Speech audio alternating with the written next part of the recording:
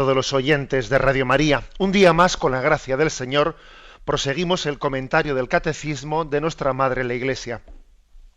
Y hoy, como ya lo hemos hecho en otras ocasiones, vamos a hacer nuestro comentario del Catecismo de una forma especial.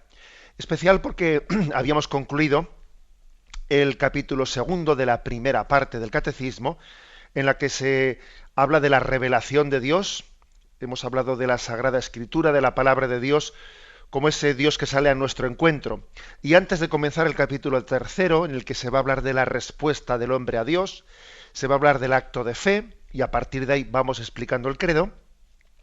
Antes de entrar en ello, en este cambio entre el segundo y el tercero capítulo, me parece que es un momento adecuado para que hagamos una explicación de la exhortación apostólica posinodal Verbum Domini, sobre la palabra de Dios. De esta manera completaríamos la explicación que hasta ahora hemos tenido en los últimos programas. Y lo vamos a hacer, como hemos hecho en otras ocasiones, pues sirviéndonos de un coloquio entre otros hermanos obispos catequistas y un servidor, porque ya son amigos de este programa, don Demetrio Fernández, obispo de Córdoba. Buenos días, don Demetrio. Buenos días a todos los oyentes. Bueno, y don Jesús Sanz, arzobispo de Oviedo. Buenos días. Buenos días desde Asturias. Muy bien. Bueno, pues aquí estamos los tres gracias a la tecnología que nos permite hoy en día tener ese tipo de comunicaciones. Vamos a hacer, queremos dedicar, si es posible, 3 días al comentario de esta exhortación apostólica, posinodal, Verbum Domini, que ha sido publicada recientemente, pues este mismo año, y la contextualizo, pues en el año 2008, o sea, del 5 al 26 de octubre del 2008, tuvo lugar la 12ª Asamblea General Ordinaria del Sínodo de los Obispos. Se celebró en el Vaticano y tuvo como tema la palabra de Dios en la vida y en la misión de la Iglesia. Y bueno, pues el Santo Padre, pasado un tiempo, después de finalizar aquel sínodo, cumpliendo con una petición de los padres sinodales de que él escribiese una exhortación recogiendo toda pues la riqueza de las intervenciones, de las propuestas, de los trabajos en grupo. Finalmente el Santo Padre ha publicado esta exhortación apostólica que viene a unirse pues a todo el magisterio de la Iglesia, muy rico, especialmente a partir del pontificado del Papa León XIII. Ha habido pues toda una riqueza magisterial muy grande de reflexión sobre la palabra de Dios. Riqueza magisterial que tuvo su culmen en la Constitución del Concilio Vaticano II, Dei Verbum, y como veis, del Dei Verbum a Verbum Domini, bueno, pues hay una relación no únicamente en el título, sino hay también una relación de contenido, ¿no? Decir que este sínodo fue, según dice Benedicto XVI, en el prólogo y la introducción, fue un momento de gracia para la Iglesia. Sabéis que el sínodo es pues la reunión, la asamblea no de todos los obispos del mundo, pero sí de representantes de todo el episcopado mundial, aunque también el Papa quiere subrayar que también asistieron a aquella asamblea pues el patriarca de Constantinopla, su santidad Bartolomé I, e incluso el Papa invitó a un rabino judío, a que también hablase en aquel sínodo sobre pues el testimonio de las Sagradas Escrituras judías. Como veis, por lo tanto, un marco maravilloso del cual queremos nosotros extraer también la llamada de Dios a nuestras vidas. Antes de que entremos un poco en desglosar poco a poco los capítulos, digamos una cosa, y es que vais a ver que vamos a hacer frecuentes referencias al prólogo del Evangelio de San Juan, porque Benedicto XVI ha querido tomar, lo dice él explícitamente, ha querido tomar este prólogo del Evangelio como guía de la exposición de esta exhortación apostólica, queriendo acercarse a el que vio y creyó, a ese apóstol contemplativo, el apóstol Juan, el que nos ayuda a reclinar nuestra cabeza sobre el pecho de Cristo, del que brotó sangre y agua, sirviéndonos de ese corazón contemplativo del apóstol San Juan, vamos a hacer esta exhortación.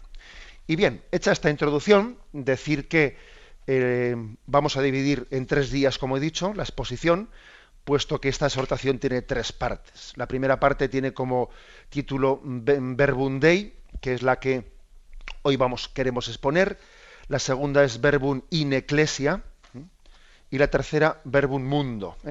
Bien, pues yendo directamente a la primera parte. Verbum Dei, que también se divide en otras 3 partes, y la primera es el Dios que habla. Así comienza exponiendo la exhortación apostólica Benedicto XVI. Le quisiera pedir a nuestro hermano don Jesús Sanz que nos haga una primera introducción para que después podamos dialogar sobre ella.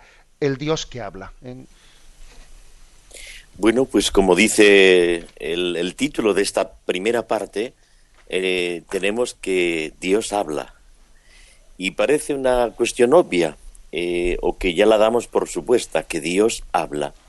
No era tan evidente para aquellos primeros creyentes del pueblo de Israel.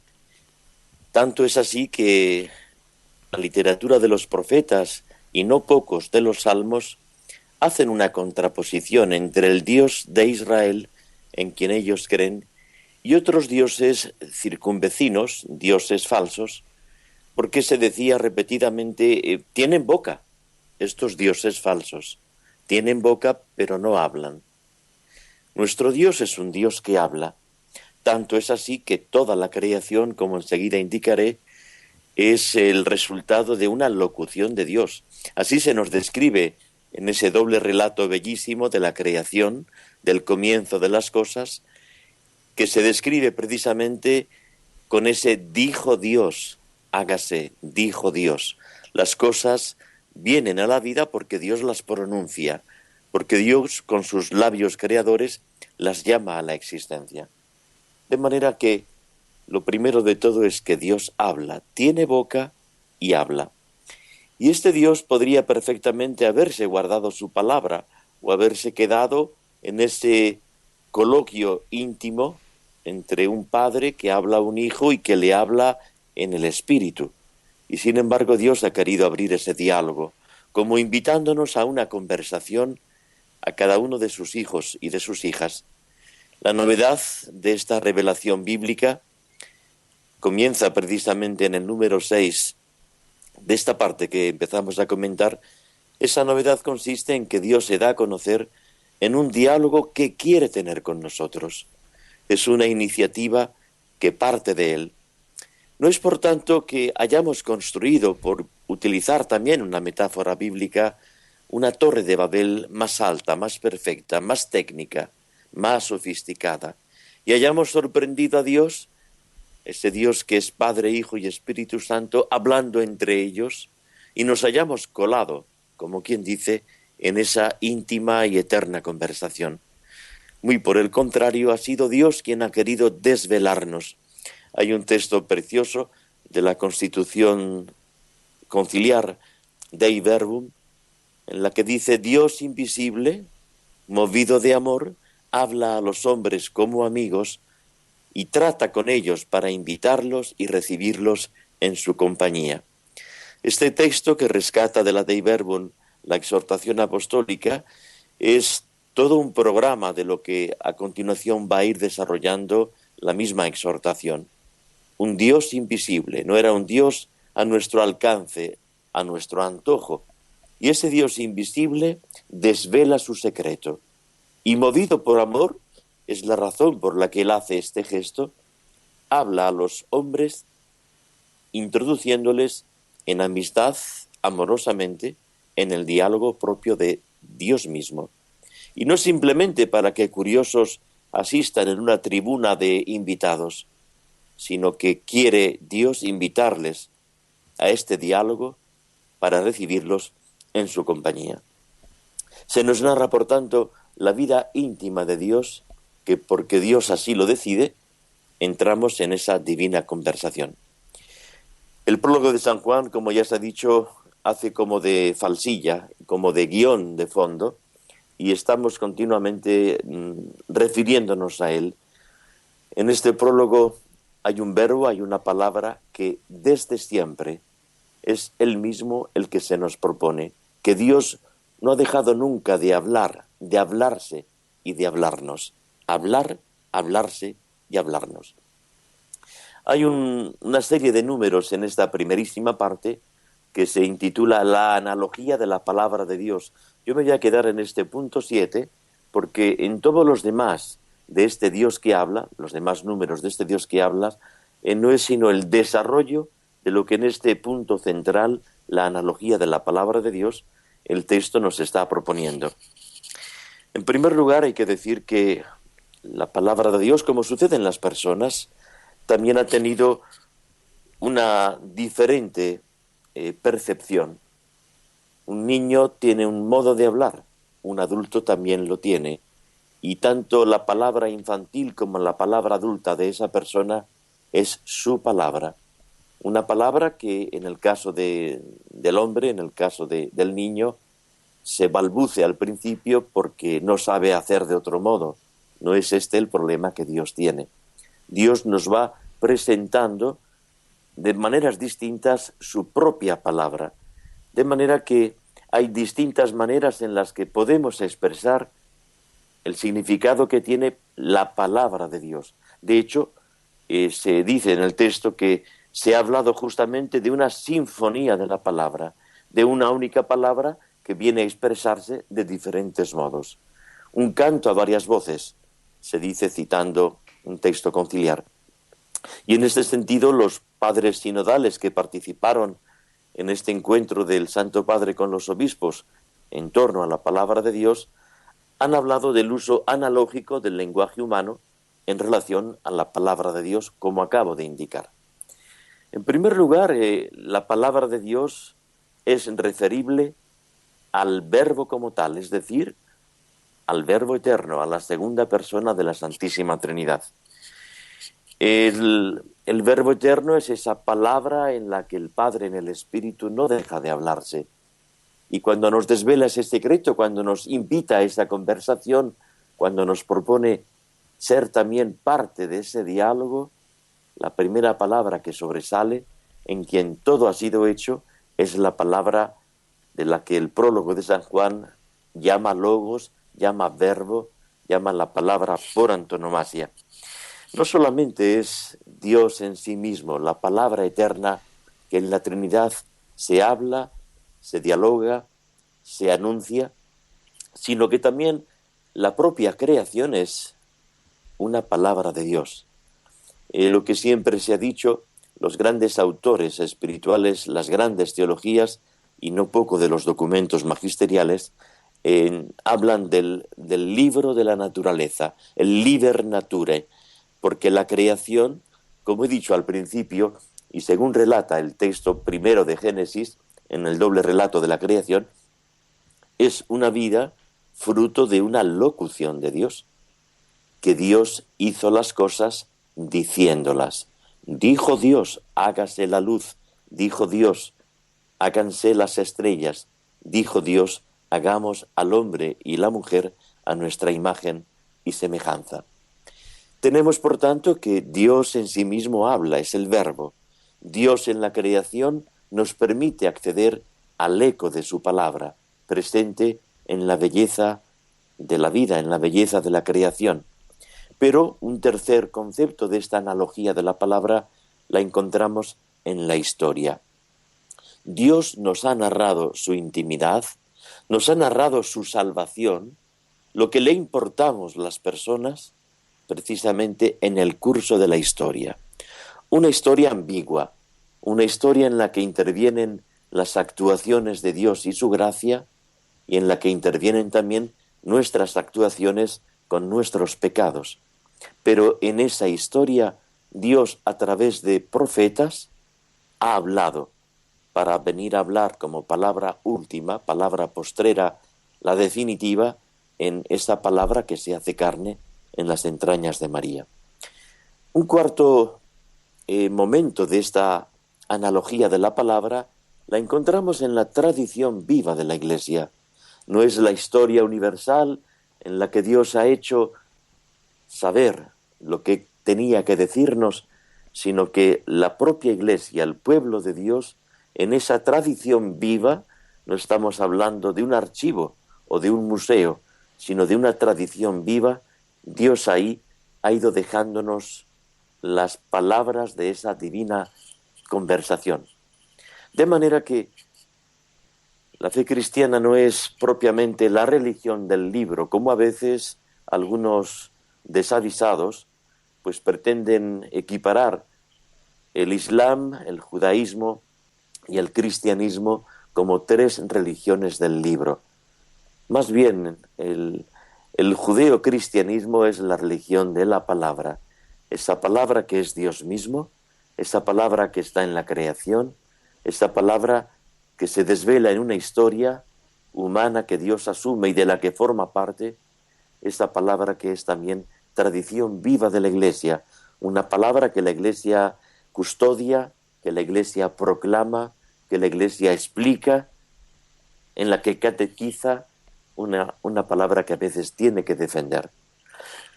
Finalmente, esta analogía de la fe, los siguientes puntos de esta parte, es el desarrollo de cuanto acabo de explicar esquemáticamente. Está pidiendo, y es la última aportación, está pidiendo una educación.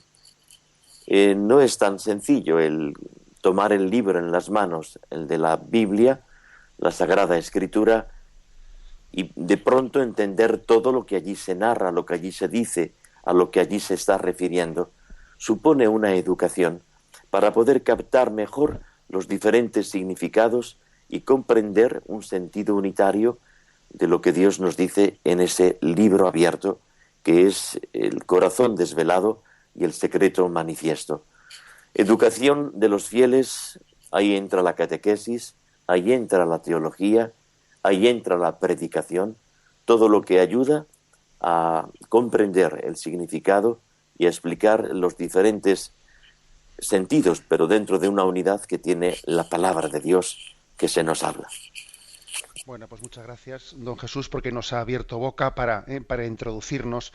Y bueno, creo que antes de continuar haciendo pues, la exposición de los siguientes puntos o capítulos o apartados, sería bueno que hiciésemos en este momento un primer eco de esta afirmación de partida. La verdad es que yo quiero trasladarle a don Demetrio una pequeña pregunta, porque la verdad es que cuando escuchamos esta palabra que se nos revela, quizás nosotros tenemos el riesgo de hacerlo desde nuestra concepción y tenemos una especie de sospecha hacia una inflación de palabras, palabras que a veces pues no significan nada y no se traducen en realidades, ¿no? Creo que el hombre quizás sospecha en este mundo de la comunicación en el que se habla tanto de que es un hablar por no callar, ¿eh?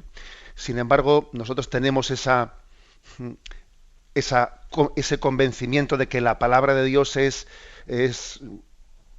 su amor y que la palabra de Dios no se diferencia de su acontecimiento salvífico, que palabra y obra se funden, ¿no? Cuando Dios habla, Dios realiza lo que está hablando. Creo que esa es nuestra garantía, la garantía de que la palabra no es palabra hueca, como a veces sospechamos mutuamente, ¿no? Palabras huecas. Del dicho al hecho hay un buen trecho, ¿no? Es la sospecha. Sin embargo, la palabra se hizo carne y habitó entre nosotros, y esa es la gran fuerza de la palabra de Cristo. Bien, yo quería trasladarle a don Demetrio una pregunta a raíz un poco de lo que hemos oído. Porque recientemente escuché una expresión que me encendió un poco las alarmas, y vamos a ver, y se la traslada a don Demetrio. Recuerdo haber escuchado esta expresión. Dios no nos habla, sino que Dios habla en nosotros. ¿Qué respuesta le daría don Demetrio a esta expresión? Bueno, pues me parece que por lo que acaba de decir don Jesús y lo que acabas tú de resumir, toda esta palabra de Dios a los hombres tiene un rostro concreto, es Jesucristo. No solamente es un libro escrito con letras, sino que es una persona, el Verbo eterno, que se ha hecho carne, que se ha hecho hombre, como nos ha dicho don Jesús al comienzo de su exposición. Este es el punto, digamos, que va a unir toda la exhortación. Y José Ignacio, pues tú también nos lo has nos lo has recordado. Realmente, cuando Dios habla, Él tiene la iniciativa y Él ofrece gratuitamente esa comunicación. Por tanto, no es que nosotros tenemos en nuestro corazón o en nuestra conciencia pues buenos y nobles sentimientos y esos se despiertan, sino que hay una novedad, hay un nuevo don por parte de Dios al darnos a su Hijo, al darnos su palabra, al darnos la revelación. En primer lugar, esa revelación es algo objetivo y algo realista que Dios da a los hombres y que nosotros acogemos por gracia y, digamos, por mérito nuestro, acogemos esa comunicación de Dios. Por tanto, la palabra de Dios no es solo algo que está escondido en nuestra conciencia, sino que es algo que está en el corazón de Dios y que Dios nos regala para que haga morada en nuestro propio corazón. Es una novedad, y es una novedad en cuanto al don, y es una novedad en cuanto a que ese don nos vivifica y nos transforma. Es el misterio de la encarnación. El Hijo de Dios se ha hecho hombre, el Verbo se ha hecho carne.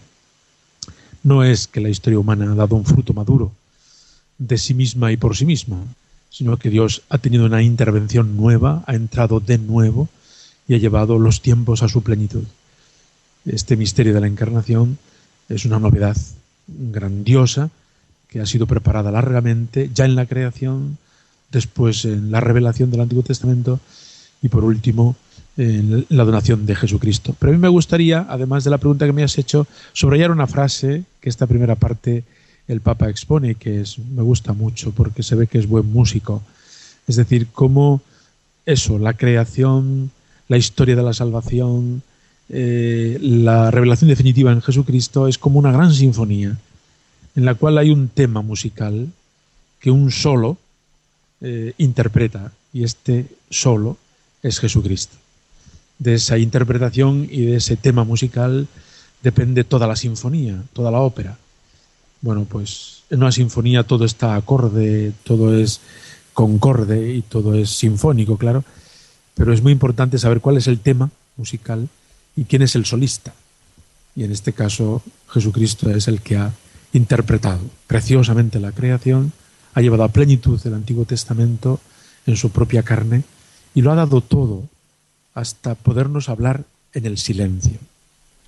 Ya no tiene Dios más palabra que decirnos porque nos lo ha dicho todo en su Hijo y Jesucristo, nos lo ha dicho con sus palabras y también con su silencio en la cruz.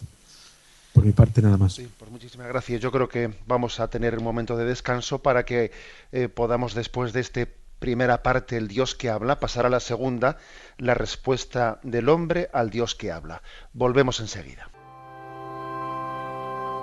Verbum supernum prodiens, nec Patris lingues exterum, ad opus suum exines venit ad vitae vesteram, in mortem adiscipulo.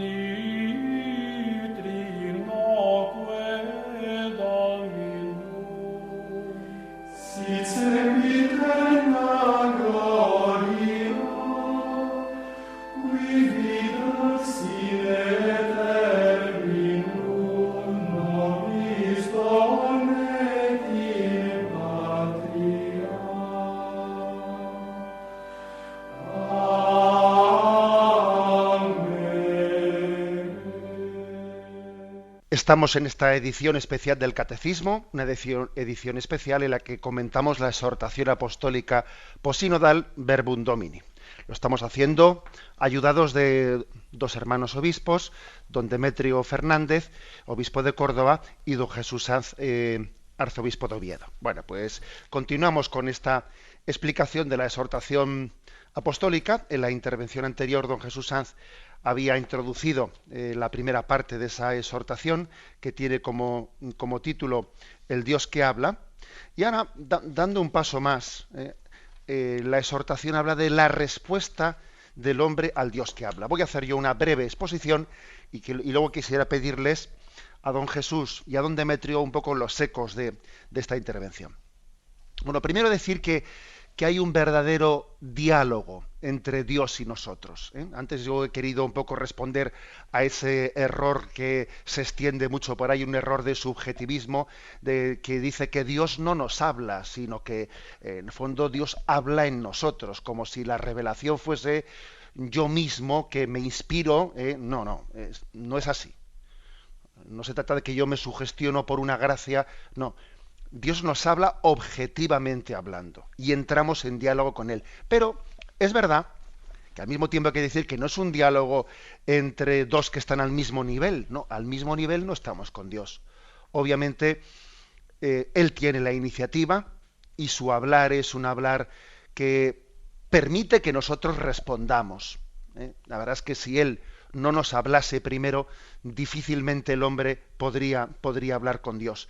Y de esa manera, esa palabra de Dios que entra en contacto con nosotros, descubre nuestra naturaleza filial y relacional. O sea, que es que hemos sido creados para el diálogo con Dios. Fijaros, no hemos sido creados para ser solitarios. Tenemos hoy en día una tendencia muy grande a aislarnos. Y eso es totalmente contrario a nuestra naturaleza, a la vocación para la que hemos sido creados. Hemos sido creados para entrar en comunión y para responder a una llamada, a la llamada del amor de Dios. Bien. Y decir además que cuando Dios nos habla, no nos habla de cosas que son un poco ajenas a nuestra vida. No, a veces tenemos la sospecha de que las cosas que Dios dice son como músicas celestiales.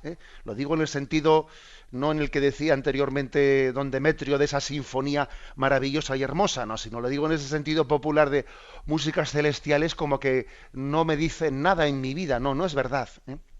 Cuando Dios habla, su hablar es muy significativo para nosotros, porque está respondiendo a la sed que tenemos en nuestro corazón, a la sed de felicidad. Luego Él responde a nuestros deseos cotidianos de plenitud, de felicidad, y está, por lo tanto, suscitando en nosotros una respuesta. Esa respuesta, Dios es tan generoso que no solo nos habla y luego nos dice, venga, ahora responde tú. Nosotros somos muy torpes para responderle. Y entonces Él mismo nos ayuda con su propia palabra a responderle. O sea, la propia palabra de Dios sirve no solo para que Él nos hable, sino para que nosotros le respondamos. Y aquí la exhortación se refiere, por ejemplo, al caso de los salmos. En los salmos hay una ayuda de cómo responderle a Dios. Misericordia, Dios mío, por tu bondad, o cualquier otro salmo, ¿no? Señor, mi corazón no es ambicioso, ni mis ojos altaneros, no pretendo grandezas. el Señor es mi pastor, nada me falta. Todos los salmos son como una ayuda del propio Dios para responderle. Él nos habla y Él al mismo tiempo nos ayuda a responderle. Le respondemos desde sus propias palabras. Entendido esto, comprenderemos por qué el auténtico pecado consiste en no escuchar la palabra de Dios. Si Dios nos habla de esta manera, si Dios sale a nuestro encuentro, el pecado consiste en no escucharle. Oye, que no estás escuchando, que no estás atento. Por eso aquel Shema Israel, escucha Israel, el Señor tu Dios es el único Dios. El auténtico pecado es no escuchar, no prestarle la atención a Dios de vida. Me oís pero no me escucháis. No has puesto en el corazón en ese que te está hablando. Y finalmente, pues esta exhortación termina poniendo a María como el modelo de la oyente. Ave Virgo Audiens, Ave María, la oyente fiel de la palabra de Dios. Recurrimos a ella pues para que nuestra vida sea un eco, una respuesta agradecida a la palabra de Dios que se nos ha dirigido. San Ambrosio nos recuerda que todo cristiano que tiene fe firme está concibiendo de alguna manera en su seno al Verbo de Dios mismo. Igual que la palabra, al ser acogida por María, se hizo carne, así nosotros cuando acogemos la palabra de Dios, la hacemos carne, la encarnamos de alguna manera pues, en obras de santidad y en la instauración del reino de Dios entre nosotros. Esta es básicamente, en una breve exposición, esta parte de la respuesta del hombre al Dios que habla. Bueno, pues aunque sea brevemente, os pediría, don Jesús o don Demetrio, que hagamos un eco de esta parte. Yo lo primero que quisiera añadir, completando está de hecho al comienzo de esta parte que tú, don José Ignacio, has comentado diciendo, es que Dios no habla una palabra que resulte ajena. Es decir, que el hombre no se encuentra de pronto que tiene que entrar en una conversación o es invitado a entrar en una conversación que es extraña. Y dices, bueno, y aquí estos señores, el Padre, el Hijo y el Espíritu Santo, señores por antonomasia, ¿de qué están hablando? ¿Y qué tiene que ver esto conmigo? ¿Qué tiene que ver conmigo? Bien, el subrayar que la palabra de Dios es algo que me corresponde. Es decir, es un diálogo con Dios en el que no solamente yo tengo acceso a su intimidad, a su secreto, un secreto amoroso, sino que tengo acceso también a mi secreto. En definitiva, yo soy creado también, soy una nota más de esa sinfonía que comienza la exhortación describiendo, esa sinfonía que tiene tantas notas y también tantos silencios como en una partitura. Yo formo parte de ese pentagrama y, por tanto, la gran partitura que es la historia tiene que ver conmigo como yo tengo que ver con ella. Dios es, por tanto, alguien que me corresponde. No es un diálogo ajeno a mí. No es una conversación que como una intrusa se me cuela, me envuelve y me está pues constriyendo, obligando a entrar en algo que no tiene que ver conmigo. En este sentido es precioso el poder hojear los santos evangelios verificando precisamente que Jesús, el Verbo encarnado, en el ministerio público va diciendo sus palabras, va proponiendo sus parábolas, va también haciendo sus signos y milagros al hilo de la vida. Y por tanto, cuando se encuentra con la muerte, Él presenta una palabra de vida. Cuando se encuentra con la sed, Él habla de un agua que es viva. Cuando se encuentra con los hambrientos, Él les da un pan que es vivo. Cuando se encuentra con llantos y lágrimas, Él les propone la paz y la alegría, el mensaje pascual. Y es fácil individuar nombres como Nicodemo y sus búsquedas nocturnas, cuando iba en esas horas de la discreción al encuentro del maestro, es fácil descubrir a la samaritana en sus pozos de aguas insuficientes, es fácil descubrir a Zaqueo con sus robos y abusos, o descubrir a Pedro con sus excesos y con sus llantos en torno a una fogata cualquiera, o descubrir finalmente a Dimas, casi en la prórroga de su propia existencia, que Jesús tiene una palabra que decirles que tanto tenía que ver con ellos, que ellos en esa palabra se reconocen hasta el punto de empezar una nueva vida para ellos, ¿no? La palabra de Dios, por tanto, nos corresponde, y no es un hablar por hablar o un hablar del tiempo, es un hablar que tiene que ver con mi destino, que tiene que ver con mi felicidad, que tiene que ver con aquello para lo que yo fui hecho. Por ese motivo, María, como tú terminabas diciendo, José Ignacio, María, al decir hágase tu palabra en mi vida, se cumpla lo que tú dices en mí, es en el fondo reconocer, aun dentro del misterio, que esa palabra que el mensajero, el arcángel San Gabriel, le traía como portavoz, esa palabra tenía que ver con ella. Yo insistiría en este último punto que don Jesús ha señalado. Creo que para todos nuestros oyentes de Radio María es importante que esta exhortación sobre la palabra de Dios en nuestra vida tenga como referencia a la Virgen Santísima. Es decir, María escucha esta palabra con un corazón virginal, podríamos decir sin prejuicios, sino abierta plenamente a la acción de Dios. María engendra esta palabra que viene de lo alto y que se hace carne de su propia carne, y María es modelo para todos de fe en esa relación con la palabra y en esa generosidad para entregársela a los hombres. Dice la exhortación que la atención devota y amorosa a la figura de María, como modelo y arquetipo de la fe de la Iglesia, es de importancia capital para realizar también hoy un cambio concreto de paradigma en la relación de la Iglesia con la palabra, tanto en la actitud de escucha orante como en la generosidad del compromiso en la misión y el anuncio. María, en este como en tantos otros temas, nos aclara muchísimo y nos estimula mucho cuál ha de ser nuestra actitud. Muchísimas gracias, Demetrio. Bueno, ya tenemos comentadas las dos primeras partes de la primera parte que queríamos comentar en este primer programa. Tenemos ahora un momento de descanso y enseguida acometeremos el tercero.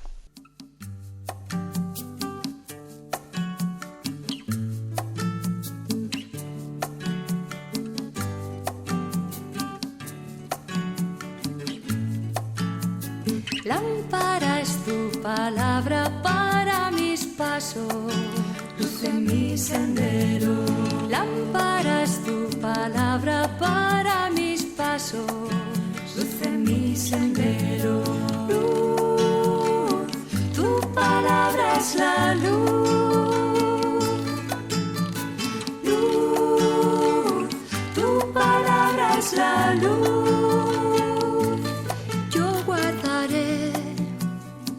Tus justos mandamientos. Señor, dame vida según tu promesa. Lámpara es tu palabra para mis pasos, luz en mi sendero. Lámpara es tu palabra para mis pasos, luz en mi sendero. Tu palabra es la luz, luz, tu palabra es la luz. Mi vida, Señor, está siempre en peligro, pero no olvido tu voluntad. Lámpara es tu palabra para mis pasos, luz en mi sendero. Lámpara es tu palabra para mis pasos, luz en mi sendero. Luz, tu palabra es la luz. Luz, das la luz. Inclino mi corazón a cumplir tus leyes. Sé tú la alegría de mi corazón. Sé tú la alegría de mi corazón. Lámpara es tu palabra para mis pasos. Continuamos en esta edición especial del Catecismo de la Iglesia Católica, comentando esta exhortación apostólica posinodal Verbum Domini. Es un programa especial que estamos haciendo con la colaboración del arzobispo de Oviedo, don Jesús Sanz, y con la colaboración del obispo de Córdoba, don Demetrio Fernández, que ya son pues de la casa, en esta casa de Radio María. Y bien, hemos querido dividir en 3 programas, quisiéramos en 3 días hacer la explicación de esta exhortación, y en este primer día, lógicamente, hacemos la primera parte llamada Verbum Dei. Ya hemos explicado la introducción que refiere cómo nos habla Dios, en segundo lugar, la respuesta del hombre al Dios que nos habla, y el tercer apartado es que nos quiere, en primer lugar, introducir don Demetrio, la hermenéutica de la Sagrada Escritura en la Iglesia. Le voy a pedir que comience un poco explicándonos, porque esta es una palabra que resulta un poco así un palabrejo, y supongo que muchos oyentes habrán dicho la hermenéutica de la Sagrada Escritura en la Iglesia. ¿Qué es lo que significa esa expresión y cómo desarrollar lo que dice aquí la exhortación? Bueno, es muy sencilla. La palabra hermenéutica se traduce por interpretación. Y es que Dios ha hablado, nosotros los hombres le escuchamos, son las 2 partes previas que hemos explicado, pero hay como una serie de cuestiones concretas en la interpretación. ¿Cómo ha de interpretarse la Escritura? Porque a lo largo de la historia, de la recta interpretación de la Escritura, ha brotado la santidad, y de la incorrecta interpretación de la Escritura pues han surgido los herejes y se ha entorpecido el crecimiento armónico de la vida de la Iglesia. Luego, una vez que Dios ha hablado y nosotros estamos a la escucha de su palabra como María, para guardar esa palabra en nuestro corazón y que produzca fruto, es muy importante las cuestiones concretas de la hermenéutica, cómo se interpreta esta Escritura. Se puede interpretar cada uno como quiera, se puede interpretar a solas, y yo creo que esta parte, que es un poco la más larga de este primer bloque, plantea una serie de dilemas y va resolviéndolos pues en una armonía, como suele hacer la teología católica. No se trata de excluir, sino de incluir. Uno de los primeros aspectos que señala es letra o espíritu. Bueno, pues subraya la importancia de la letra, porque el verbo se ha hecho carne, se ha hecho algo tangible y palpable, y por tanto de la Escritura es muy importante la letra. Y al decir la letra, la interpretación, conociendo los géneros literarios, el contexto literario en que se ha producido ese texto, en fin, lo que llamaríamos el método histórico crítico, ¿no? Pero la letra muerta mata. Tiene que ser una letra que está llena de espíritu. Y para eso es importante acercarse a la Escritura con la actitud de fe. No bastaría una actitud de fe que pudiera dar lugar a un fideísmo y a una interpretación espiritualista de la palabra de Dios. Es necesario conocer la letra, el texto, pero es necesario acercarse a ese texto con espíritu de fe, es decir, principio fundamental del Concilio Vaticano II. La Escritura debe ser leída con el mismo espíritu con que ha sido escrita. Y de ahí viene pues que haya que leer la Escritura, cualquiera de sus pasajes, en la armonía del conjunto, de la totalidad, porque la Escritura forma una unidad. El solista de esta sinfonía es Jesucristo, y Él es el que ilumina todos los textos, tanto del Nuevo como del Antiguo Testamento. Por tanto, letra y espíritu, y hacerlo con una actitud eclesial, porque no es cada uno por su cuenta, sino que La Escritura ha surgido de la predicación y de la vida de la Iglesia y por tanto debe ser leída con esa actitud de sintonía con toda la comunidad cristiana y especialmente con los que en la Iglesia tienen la función de la interpretación auténtica, que son los pastores, que es el magisterio de la Iglesia.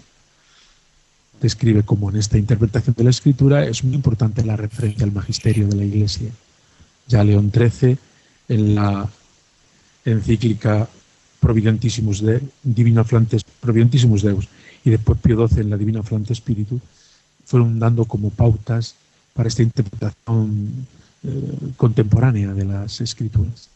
El magisterio no está nunca por encima de la palabra de Dios, está a su servicio, pero es un servicio fundamental, esencial. Sin este servicio del magisterio de la Iglesia, cada uno interpretaría la Escritura como él quisiera.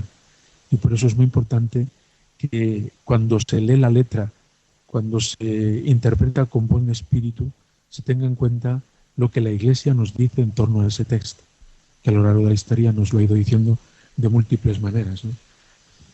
Por eso habla de cómo si separamos la letra del espíritu, ese dualismo, esa interpretación no correcta, nos llevaría pues a considerar la palabra de Dios como un texto del pasado, no como un texto vivo en el cual Dios hoy habla a su Iglesia y me habla a mí, sino que si me quedo solamente en el análisis filológico, histórico-crítico, etcétera, pues como que la letra queda muerta y no deja de ser, pues eso, literatura religiosa, pero no sería letra viva.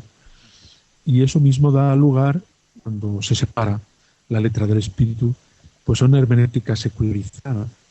Es decir, no se deja que en la palabra de Dios intervenga Dios mismo, es una contradicción, ¿no? Sucede a veces. Por tanto, esos dilemas se resuelven pues escuchando a la Iglesia, en comunión con la Iglesia y con sus pastores, viendo la Biblia como una totalidad, exégesis canónica, y acercándonos, como no, también con los métodos histórico-críticos hasta cada uno de los textos, su contenido, su elaboración, etc. De esta manera, si la palabra de Dios es una palabra viva, se convierte en el alma de la teología, en el alma de la vida de la Iglesia, y esta palabra de Dios ha sido sobre todo vivida e interpretada por los santos. Me parece muy bonito ese número dedicado a que los santos son pues la mejor interpretación de la Escritura, porque es viva lectio, es vita bonorum. Una buena lectura de la Escritura es ver la vida de los santos. El Papa se entretiene en ver San Antonio, San Basilio, San Benito, San Francisco de Asís, Santa Clara, Santo Domingo, Santa Teresa de Jesús, Santa Teresita, San Ignacio de Loyola, San Juan Bosco, San Juan María Vianney, San Pío de Pietrelcina, San José María Escrivá, la Beata Teresa de Calcuta, Santa Teresa Benedicta de la Cruz, el Beato Luis Estepián. Todos ellos son un eco de la palabra y una interpretación auténtica de esa palabra, puesto que cada santo es como, dice aquí, cada santo es como un rayo de luz que sale de la palabra de Dios. Por eso la palabra de Dios debe ser leída con todas estas condiciones para que sea hoy palabra viva y no sea letra muerta. Don Jesús, ¿algún eco sobre esta última parte? Bueno, lo que acaba de decir don Demetrio respecto de esa escuela de lectura, esa lección que los santos nos pueden aportar, es muy, muy pertinente que la exhortación nos lo haya querido recordar de nuevo. Importantes teólogos, casi contemporáneos, como Hans von Balthasar, entre otros, hablaban de esa exégesis, de esa interpretación viviente que representan los santos. Los santos han explicado la palabra de Dios viviéndola. Y es por tanto la vida de los santos, esos mejores hijos de la Iglesia, los que nos permiten también comprender lo que Dios ha querido decirnos.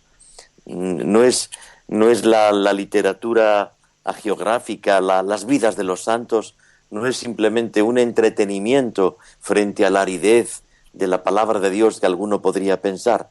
No, es el decir esto que tan bellamente Dios nos dice, en su Hijo, en el libro de la creación, de la naturaleza, en la larga historia y a través del magisterio de la Iglesia, se hace narración vivida, narración viviente precisamente en los santos.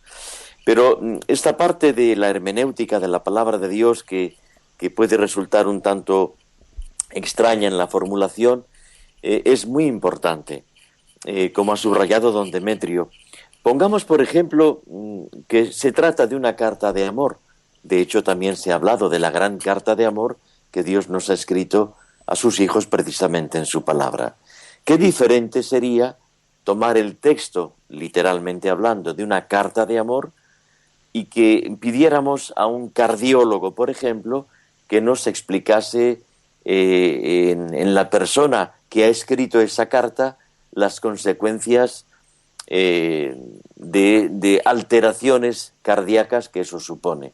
Claro, si es un médico cardiólogo, pues nos diría, yo tomé la presión arterial de esta persona y claro, había párrafos en los que, fíjese, y nos cuenta pues unas cifras que son sencillamente el cambio del estado físico por parte de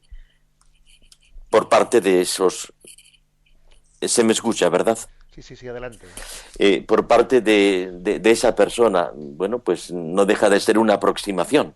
Si en lugar de un médico se lo damos a leer a un estilista literario, a un filólogo, pues se quedaría en la materialidad de las palabras, de las metáforas, de la longitud de las frases, de las imágenes. Si se lo damos a un detective, pues igual piensa que ahí están escondidas una serie de mensajes crípticos y ahí lo que hay es, si se lo damos a un publicista, pues igual hace de esa carta toda una estrategia de propaganda para vendernos su producto. Y si le decimos a quien ha escrito la carta que nos lea su propia carta y a quien él se la dirige, que nos diga el eco que en él supone, estamos ante interpretaciones totalmente distintas. Pues bien, parte de las desviaciones y de las herejías que se han dado en la larga historia cristiana por una lectura incorrecta de la palabra de Dios viene a iluminar o a ilustrar este ejemplo que yo estaba poniendo, de personas que han leído una carta de amor en una clave distinta al amor que movió a escribir al autor y que movió a leer a quien él se dirigía. Por eso es importante, lo ha dicho don Demetrio, y lo recordaba ya la Dei Verbum en el Concilio Vaticano II, poder leer la carta de amor, leer la palabra de Dios desde el espíritu que fue escrita y a quien fue dirigida. Y esto es lo que hace la Iglesia, darnos justamente esa clave adecuada. Por eso tiene que ser siempre una lectura personal, la palabra de Dios, una lectura biográfica incluso. Yo en mis circunstancias, en los avatares por los que mi vida transcurre, tengo que leer la palabra de Dios como algo que me corresponde. Lectura personal, sí, lectura privada, no. Lectura biográfica, sí, lectura individualista, no. Y cuando el lector de la palabra de Dios lo escucha con la Iglesia y desde la Iglesia, entiende a Dios. Y esa palabra entra en él y da la vida. Interesante esa distinción que ha hecho don Jesús entre lectura personal de la palabra de Dios, que nos identificamos con eso, tenemos que tener acceso directo. En el programa de ayer los oyentes de este programa del comentario del catecismo vieron cómo el catecismo dedica algunos puntos a animarnos a que tengamos acceso directo a la palabra de Dios, etcétera. Pero una cosa es una lectura personal y otra cosa es una lectura privada individualista, que pretenda hacernos a nosotros los intérpretes por libre de la palabra de Dios, ¿no? En el fondo aquí estamos chocando contra ese principio luterano de la libre interpretación de la palabra de Dios, que es como tiene un gran riesgo, obviamente, que es el riesgo de la proyección del propio subjetivismo, ¿eh? Uno si pretende recibir la palabra de Dios él en solitario, al margen de esa historia de amor en la que fue escrita esa carta, como decía don Jesús, inevitablemente va a hacer otra cosa. Primero es no entenderla, pero inevitablemente va a proyectar su subjetivismo, va a proyectar sus ideologías, va a proyectar también sus oscuridades interiores, de manera que va a hacer de la palabra de Dios un eco de su desnortamiento, ¿eh? Y a veces pues hemos visto como la palabra de Dios pues puede llegar a ser pues el punto común de todas las sectas y a veces hasta de las sectas destructivas que recurren también a la palabra de Dios, porque cuando eres tú mismo el que eres la única referencia para interpretar la palabra de Dios, pues la palabra de Dios es un cajón desastre en el que yo mismo proyecto mi subjetividad y saco de ella, pues dependiendo de cómo esté yo, saco una cosa u otra cosa, ¿eh? Si quizás, perdón, ¿algo ibas a decir, don Jesús? No, un cajón desastre, un desastre de cajón, porque lamentablemente cuando se hace esa libre interpretación de la Escritura, termina siendo una esclavizante interpretación de la Escritura, porque no es que es la lectura desde la Iglesia no nos permita leer libremente, todo lo contrario, nos permite leer sin los condicionantes que a veces las ideologías, los intereses, las justificaciones pretendemos hacer cómplice a Dios de nuestras historias o historietas. Por eso, más que cajón desastre, es un desastre de cajón. De acuerdo, tenemos el tiempo cumplido y si Dios quiere continuaremos mañana en esta explicación de la exhortación apostólica postsinodal Verbum Domini. Quiero darle gracias a mis hermanos don Jesús Sanz y don Demetrio Fernández por acompañarnos y si Dios quiere les convocamos también a ellos, a todos los oyentes, mañana de nuevo a un nuevo programa. Me despido con la bendición de Dios Todopoderoso, Padre, Hijo y Espíritu Santo. Alabado sea Jesucristo.